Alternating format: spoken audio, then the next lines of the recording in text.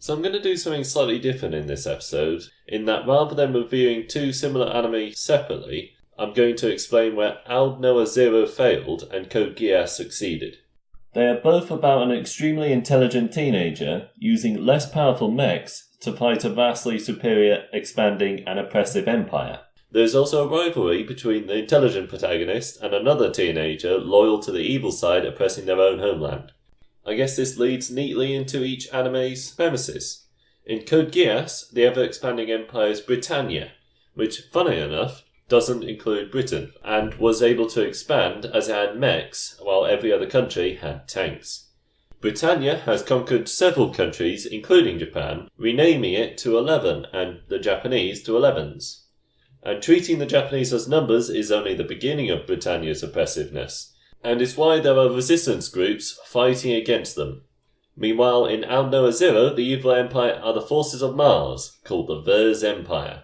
They are able to take on Earth as they obtain very advanced technology that they can make superior mechs with. They attempted to attack Earth 15 years before the anime starts, but had to call a ceasefire after the moon explodes.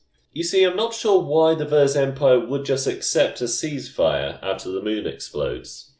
I mean, the anime doesn't exactly say how many of their forces were lost or what kind of position they were in, yet as far as I can tell, the Earth forces pose no other real threat to them. Besides that, I do actually like both of these premises, as I like anime where the protagonist must use his or her intelligence to fight a superior force.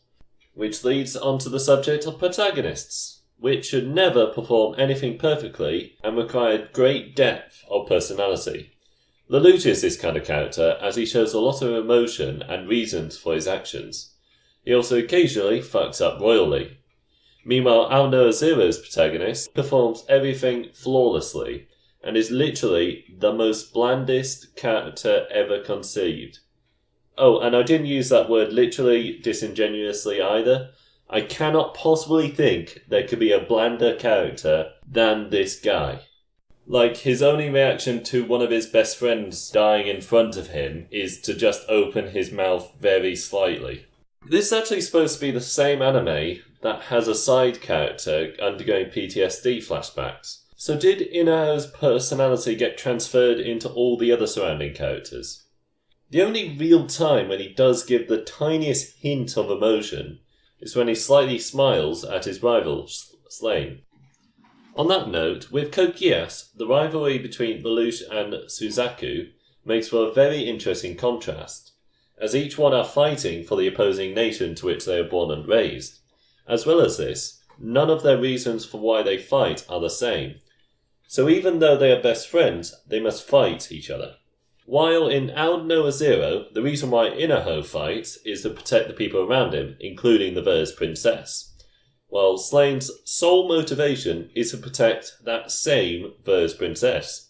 It just makes me wonder all throughout the anime, why don't these two just work together? I mean, Slane's got a very advanced fighter jet, not to mention all the information he has on the Ver's forces. So there's literally no reason as to why Inho just shoots him down after they both took down a Ver's mech together. You know, I really wanted Aldnoah 0 to be good, as the premise is something I really like. But all throughout, I had very low expectations. Until the ending of the first season, which I'm gonna spoil because the anime did itself a great job of spoiling it already. At the end of the first season, the main bad guy, the princess, and the protagonist all died. And I felt like I misjudged the anime. With Mr. Bland dead, the anime could focus on the side characters, which aren't that bad, and now with the princess dead, there's basically no hope of brokering peace between the planets.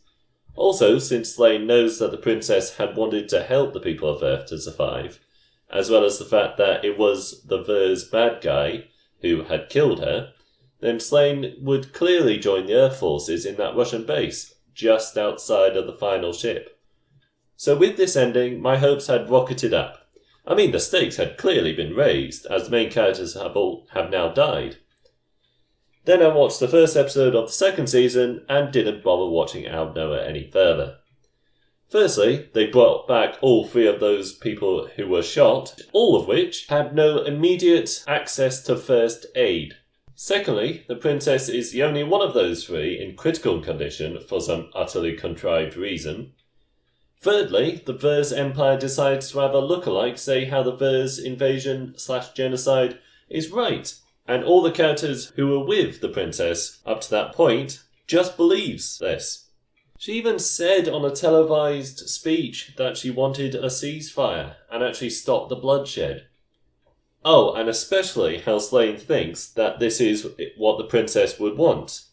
I mean, as he was being tortured, he literally said, "This is your punishment for what you have done to Her Highness's beloved Earth." Also, how come the new Earth base is in a hot, sunny area when the last we saw it was a huge base with thousands of refugees in fucking Russia? My conclusion about Aldnoah Zero is simple. It is shite in its current form, and I don't say this often, but I believe it could easily be rebooted. You could either reboot it after the end of the first season and have Slane and the side characters in that snowy base making a last stand against the Verse forces, or you can reboot it all the way back to when Inaho's best friend dies. Simply have Inaho die instead, switching out the flawless Blandertron to an actual human character. Then have the group make a completely different set of decisions, and not bothering with that bullshit flying ship.